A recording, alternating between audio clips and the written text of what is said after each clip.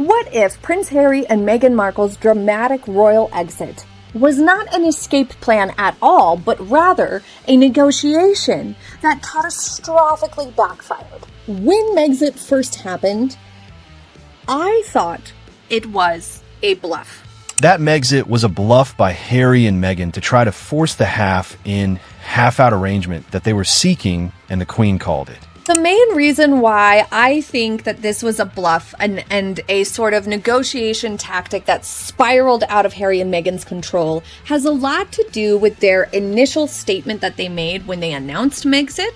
Some of the questionable behavior leading up to it felt like it was kind of building to something, or like the Sussexes had an agenda, a secret agenda going on behind the scenes. And then it was further sort of backed up by the events that followed Megxit. And the way Harry and Meghan behaved up until and just after the Oprah interview. But even looking all the way up until present day, there are signs that point to or support this theory. But by going all the way back to 2019, the end of 2019 from the South African Nobody's Asked Me If I'm Okay thing, through to Megxit first. So suspiciously, in late 2019, Harry and Meghan quietly registered Sussex Royal as a trademark globally for hundreds of items. Things like clothing, educational materials, campaign initiatives. This shows clear intent to aggressively monetize their titles while remaining working royals, because they did this before there was any talk of them leaving, according to everybody. And so if we look at that season where they did the South Africa tour and Meghan did her Pity Me, Nobody's Asked If I'm Okay thing, the infrastructure for a standalone, commercialized royal brand was already being built in plain view. And this likely would have been something that the palace was saying, "Oh no, stop right there. You cannot be doing that. Why are you trademarking this? We need to put a stop to that." Which in theory, Meghan and Harry would have begun getting combative and defensive over. With that context in mind, it's difficult to see the January 2020 announcement of Megxit from any way other than a deployment of a PR apparatus that they had spent the previous months quietly assembling. It wasn't a sudden breaking point. It wasn't a brash tantrum out of nowhere. It was the next step of their plan, and they had the chutzpah to think that they could just negotiate and force the hand of the monarchy, of the Queen, to allow it, as long as they just went forth and did it. But to get their half-in, half-out model that they were seeking, you need three things separate from the crown. You need your own foundation, your own PR team, and your own direct line to the media.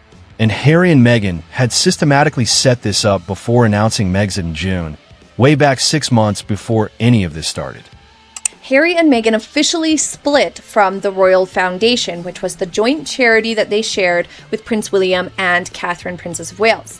This was one of the first major structural severing of ties from the palace's centralized operational hub, which laid the groundwork for the creation of Sussex Royal. In August or September of 2019, in a massive break from royal tradition, the couple hired some sunshine, a New York-based crisis management and PR firm known for representing Hollywood celebrities. A palace source told Daily Mail at the time that hiring a Hollywood firm to represent you for PR while a member of the royal family is unorthodox, to say the least. This signaled that they were bypassing the palace's communications team headed by Sarah Latham to control their own U.S.-focused narrative. Super suspicious. The next month, in October of 2019, while they were on a taxpayer-funded official tour of South Africa, not only did Meghan do the I'm Not Okay thing, and they did a televised interview with Tom Bradby, but they launched a lawsuit against the Mail on Sunday. And more significantly, Harry published a highly emotional, unvetted statement on their website accusing British tabloids of a ruthless campaign against the Meg. This bypassed not only the Queen and Prince Charles entirely, but their whole entire system and teams, which effectively shunned the long-standing royal PR strategy of never complain, never explain, and undermine the trip as a whole. So by October, we have the trademarking happening, issuing of statements without approval. We have the undermining of the South Africa tour, which they were representing Queen Elizabeth at the time. And the ITV documentary that they did with Tom Bradby, Harry and Meghan, An African Journey, was focused almost completely on their personal grievances as individuals, instead of using that as an opportunity to highlight the Crown's diplomatic work and the things that they did in South Africa. Instead, they turned that interview and special into their own personal interviews that they then complained directly to the public, which was not the plan and not what would have been approved by the palace, because that trip was a diplomatic trip representing Queen Elizabeth.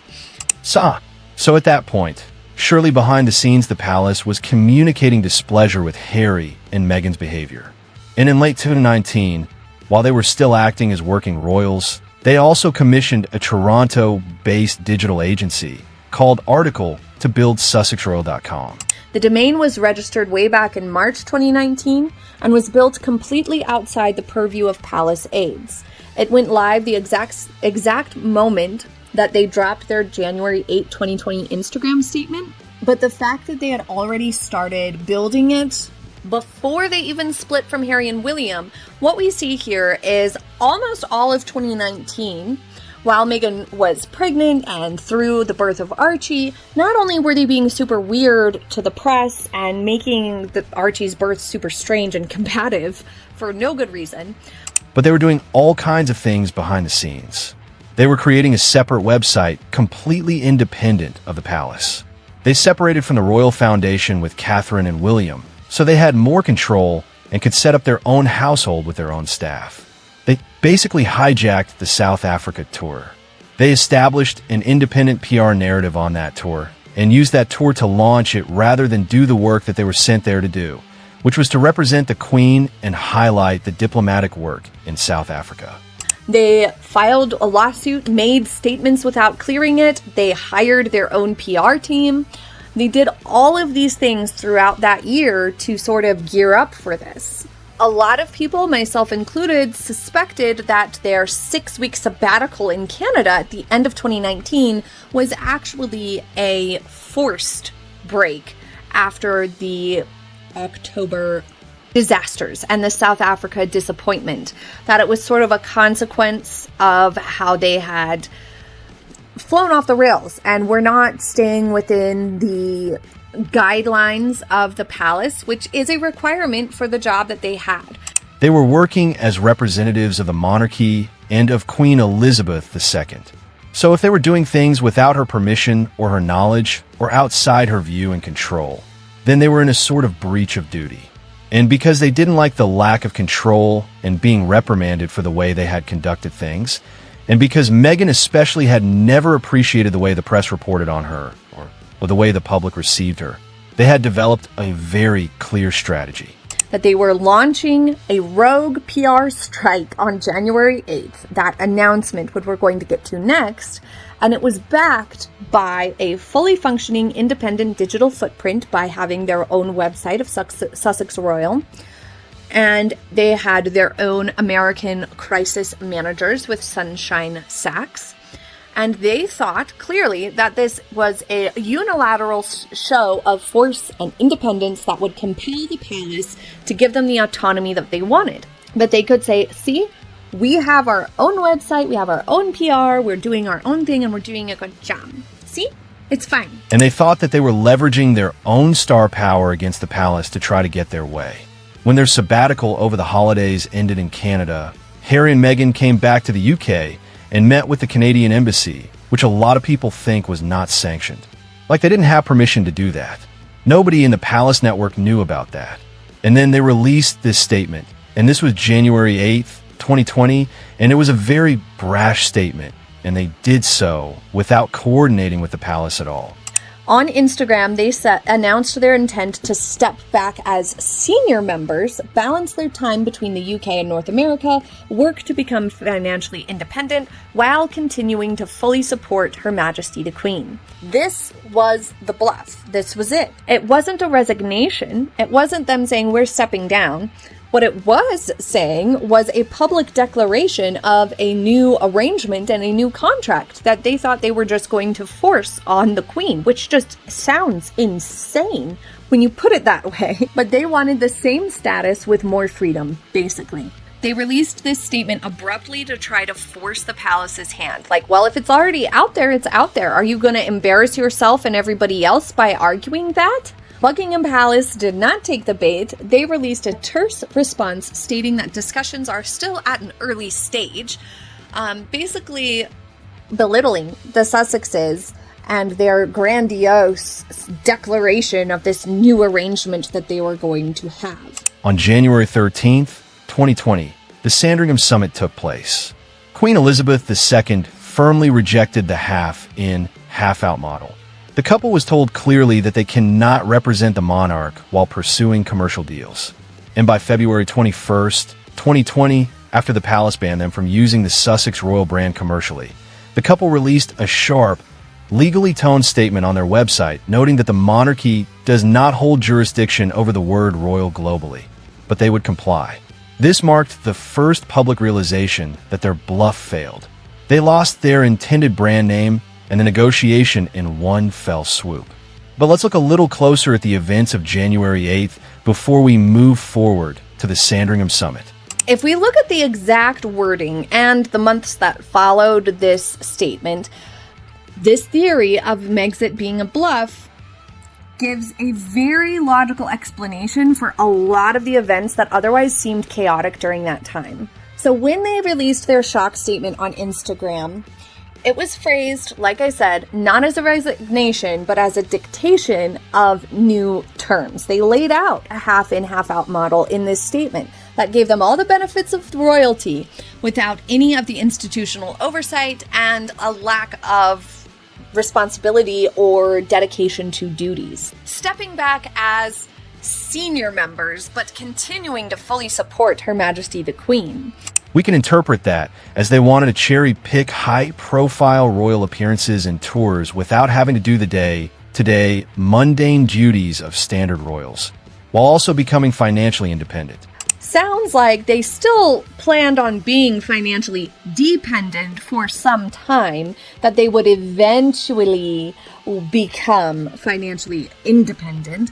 But it basically breaks down to they wanted to be able to sign commercial deals, like with Netflix and Spotify, or sell access interviews, behind-the-scenes footage, things of that nature, while still acting as representatives of the crown.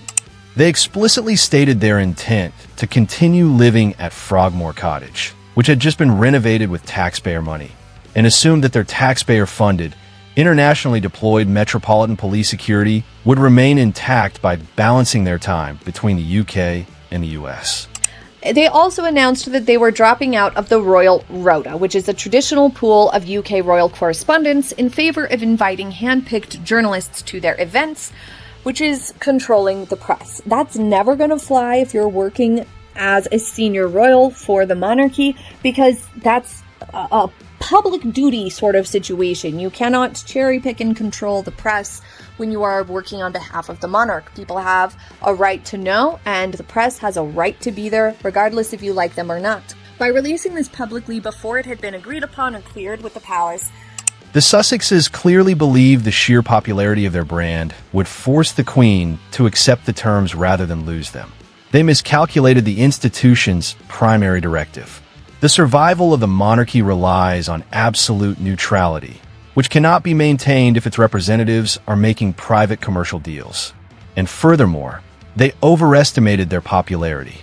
They overestimated by a lot the power that they had within the monarchy too. So they grossly overestimated their personal popularity, probably in part because, when Meghan was introduced to us and they got married in 2018, she wasn't introduced publicly, really very much before 2018. She did go to Christmas at Sandringham in 2017, and we saw her, a handful of times in late 2017, but mostly in 2018. And there was the wedding, and there was all sorts of interest in her because she was brand new to, the world. Nobody knew who she was before that. And for any firsts for somebody joining the royal family, there's going to be a lot more interest. The problem is that as people got to know Meghan, and as the public got a better picture of who she was and how she behaved, people didn't like her that much. And so 2019 was when, really late 2018 through 2019 was when the press started to reflect that public opinion was souring on her.